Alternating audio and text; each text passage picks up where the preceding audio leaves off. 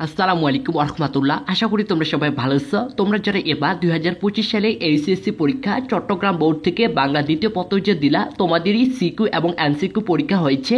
তো সিকিউ সম্পূর্ণ কোশ্চেনটা আমরা আজকের এই ভিডিওতে সমাধান করব। তোমরা অবশ্যই সম্পূর্ণ ভিডিওটা কন্টিনিউ করতে থাকো। তার আগে একটা কথা, যারা এখনও আমাদের চ্যানেলকে সাবস্ক্রাইব করিওনি অবশ্যই সাবস্ক্রাইব করিও।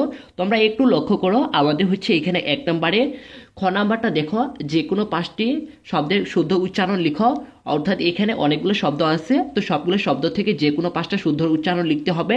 তোমরা একটু লক্ষ্য করে শুদ্ধ উচ্চারণগুলো দেখো। বঞ্চিত, ভরসা, অদ্বিতীয়, অদক্ষ, লক্ষ্য, অরণ্য। তো বাকিগুলো তোমরা দেখে নিও। এরপরে লক্ষ্য করো 2 নাম্বারে খটা দেখো, অর্থাৎ অথবা যে কোনো 5টি শব্দের শুদ্ধ বানান লেখো। তো এখানে অনেকগুলো আছে, সবগুলোর মধ্য থেকে যে কোনো 5টা লিখতে হবে। তো প্রতিটা বানানই শুদ্ধ বানান দেখো। মনোপুত, আবিষ্কার, শ্রদ্ধাঞ্জলি, সমীচীন, পৈতৃক। তো বাকিগুলো তোমরা দেখে নিও। এরপরে হচ্ছে 3 নাম্বার। তো 3 নাম্বারে হচ্ছে খ নাম্বারটা দেখো, অথবা নিচের অনুচ্ছেদ থেকে 5টি বিশেষণ পদ চিহ্নিত করো। তো আমরা একটু হচ্ছে অনুচ্ছেদটা আগে পড়ে নেই, তারপর হচ্ছে বিশেষণ পদগুলা হচ্ছে অনুচ্ছেদ থেকে বের করব। পদ্মা সেতু আর মেট্রো রেল বাংলাদেশের 2টি যুগান্তকারী সাফল্য। পদ্মা বুকে অভানীয় গৌরবের প্রতীক পদ্মা সেতু, পক্ষান্তরে মেট্রো রেল ঢাকা মহানগর দুর্ভিক্ষ যানজট নিরসনের নতুন সংযোজন। গৌরবময় এই 2টি সাফল্য জাতি হিসাবে বাংলাদেশকে সুদৃঢ় সাহস, আত্মবিশ্বাসে আগ্রহ করেছে। তো এইখানে বিশেষণ পদগুলো দেখো, যুগান্তকারী, তারপর হচ্ছে অভানীয়, দুর্বসর, নতুন, 2টি বা হচ্ছে জাগ্রত। এরপরে লক্ষ্য করো হচ্ছে আমাদের 4 নাম্বার প্রশ্ন।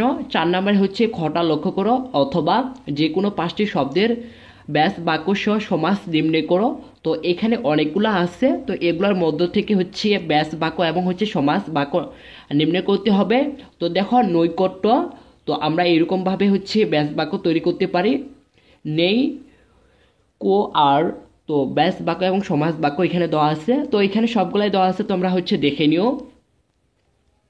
এরপর হচ্ছে 5 নাম্বার। তো 5 নাম্বারে আমাদের এখানে বলছে যে বাক্য কাকে বলে, গঠন অনুসারে বাক্যের শ্রেণীবিভাগ আলোচনা করো, অথবা এখানে খতের নির্দেশ অনুসারে যে কোনো 5টি বাক্যান্তর করো। তো এখানে 8টা দেওয়া আছে, 8টার মধ্যে যে কোনো হচ্ছে 5টা করতে বলছে। তো আমরা সবগুলারই এখানে করছি। 1 নম্বরে লক্ষ্য করো, সে চুপ রইল, এটা হচ্ছে নেতিবাচক, সে কিছু বলল না। 2 নম্বরে দেশপ্রেমিক ব্যক্তি দেশকে ভালোবাসে, এটা হচ্ছে যৌগিক, তিনি দেশপ্রেমিক তাই দেশকে ভালোবাসে। 3 নম্বরে আমি মিথ্যা বলিনি, এটা হচ্ছে অন্তিবাচক, আমি সত্য বলেছি। তো বাকিগুলো তোমরা দেখে নিও। এরপর 6 নাম্বার। তো 6 নাম্বারে এখানে আমাদের একটা অনুচ্ছেদ দেওয়া আছে, এটা হচ্ছে অপ্রয়োগ সংশোধন করতে হবে। অর্থাৎ এটা সম্পূর্ণ অনুচ্ছেদটা হচ্ছে আমাদেরকে সংশোধন করে হচ্ছে অপ্রয়োগগুলো হচ্ছে নির্ণয় করতে হবে। তো আমরা এটা একটু হচ্ছে পড়ে নিচ্ছি। বাংলাদেশের জাতীয় কবি কাজী নজরুল ইসলামের কবিতা বিচিত্রময়। তার শ্রেষ্ঠতম সৃষ্টি যেমন বিদ্রোহী কবিতা, তেমনি অশ্রু জলে ভেজা অনেক বিরহের গানও তিনি লিখেছেন। তার সৃষ্টকর্ম বাংলা ভাষাকে বৈচিত্র্যভাবে সমৃদ্ধ করেছে। সব শিশুরা নজরুলের কবিতা ভালোবাসে, কবির প্রতি আমাদের অকুষ্ঠ হচ্ছে শ্রদ্ধাঞ্জলি।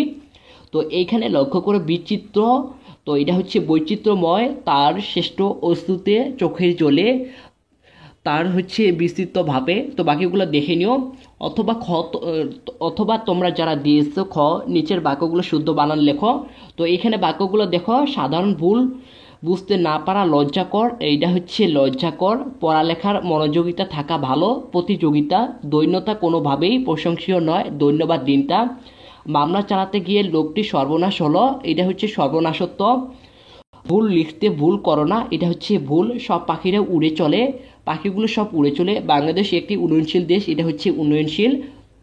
এরপরে হচ্ছে 7 নম্বরে লক্ষ্য করো, এখানে হচ্ছে তোমাদের বলা আছে যে অনেকগুলো ওয়ার্ড আছে, এগুলো হচ্ছে বাংলা পারিভাষিক রূপ লিখতে হবে। তো সবগুলো ওয়ার্ডেরই হচ্ছে বাংলা পারিভাষিক রূপ দেওয়া আছে, তোমরা একটু লক্ষ্য করো। সর্বাবজন, গাড়ি বা হচ্ছে যানবাহন, সংলাপ, নীতিবিদ্যা, প্রয়োজন। তো বাকিগুলো তোমরা দেখে নিও। তোমরা যারা অথবা দিছো নিচের অনুচ্ছেদটি বাংলায় লেখো, এটা হচ্ছে তোমরা গুগল ট্রান্সলেট করে সঠিক অনুচ্ছেদটি বাংলায় হচ্ছে দেখে নিতে পারবা। এরপরে থাকতেছে আমাদের হচ্ছে রাইটিং পার্ট। রাইটিং পার্টে আমাদের হচ্ছে 8 নম্বরে থাকতেছে 21 গ্রন্থমেলা 2023 সমাপনী দিবস, একটি হচ্ছে দিনলিপি রচনা করো। তারপরে 9 নম্বরে ভূমিকম্প কালীন করণীয় সম্পর্কে বন্ধুর প্রতি একটি হচ্ছে মেল রচনা করো, অথবা শিক্ষা সফরে যাওয়ার অনুমতি চেয়ে অধ্যক্ষ বরাবর একটি হচ্ছে আবেদনপত্র রচনা করো। 10 নম্বরে হচ্ছে বিদ্যা মানুষকে মূল্যবান সম্পদ, চরিত্র তার অপেক্ষা অতএব কেবল বলিয়া কোনো লোক সমাধান লাভের হচ্ছে যোগ্য নয়। তারপরে তোমরা যারা দিয়েছে হচ্ছে ভাব সম্প্রসারণ, পথ প্রতীকের সৃষ্টি করে না, প্রতীকের পথে সৃষ্টি করে। 11 নম্বরে একটি ঐতিহাসিক স্থান সম্পর্কে দুই বন্ধুর মধ্যে সংলাপ আলোচনা করো, অথবা গ্রীষ্মকালীন ছুটিতে গ্রামের বাড়িতে বেড়ানো বিষয়ে একটি ক্ষুদে গল্প হচ্ছে রচনা করো। 12 নম্বরে তোমাদের হচ্ছে রচনা থাকবে।